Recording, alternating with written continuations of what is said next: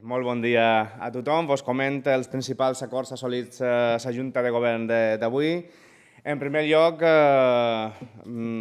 vos presento el nou contracte per millorar el servei de wifi als edificis municipals i als nostres espais públics. Com sabeu, tenim una xarxa pública d'accés wifi.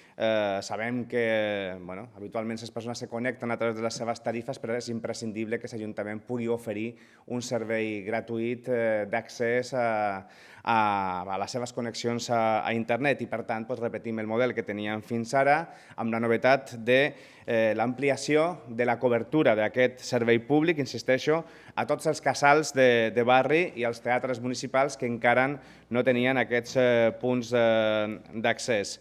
El pressupost total és de 30.153 euros per un termini de 2 anys, més 3 possibles pròrrogues també d'un any cada una, amb una data prevista de subministrament al marc d'enguany.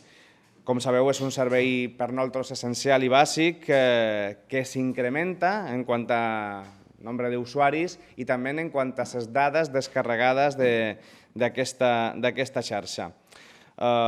Per tant, ampliem a tots els casals de barri, que són 32, a tots els teatres municipals, i això amplia la cobertura existent fins ara de 21 biblioteques, el conservatori, 6 casals de joves i diferents places. Rei Joan Carles I, la plaça de Corts, la plaça del Tub i també Son Goldeu.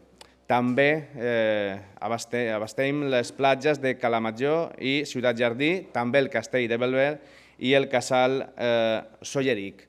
I una dada important és que atenem en aquesta xarxa fins ara de 28.000 usuaris, més els usuaris de les biblioteques, que són 5.500, per tant, tenim un total d'unes 33.600 persones ateses, usuaris únics, que es connecten a aquestes xarxes wifi gratuïtes de l'Ajuntament. Hem vist com s'incrementa el nombre d'usuaris, hem vist que hi ha punts d'especial connexió que destaquen, com és el Parc del Llevant i el Molinar. Són els punts d'accés wifi més utilitzats. També fem un reforç a determinats punts on enteníem que hi havia una certa saturació o més dificultats de connexió per excés de nombre d'usuaris, com és el cas d'alguns teatres. Per tant, reforçam aquests punts d'ús i ampliem les possibilitats de connexió i de nombre d'usuaris d'aquests punts. Ja vos dic principalment als teatres. Per una altra banda, un momentet.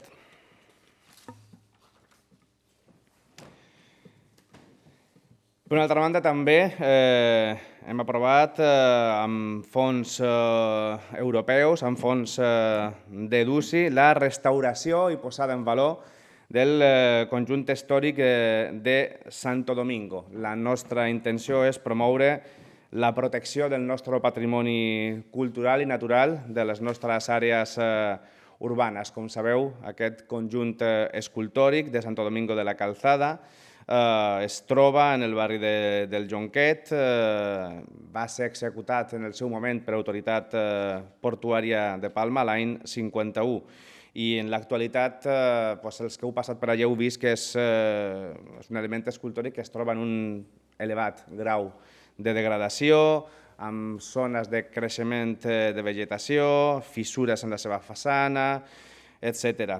Per tant, enteníem que era una urgència acometre aquesta restauració per aquesta manca de manteniment que s'havia generalitzat en el conjunt de l'edifici.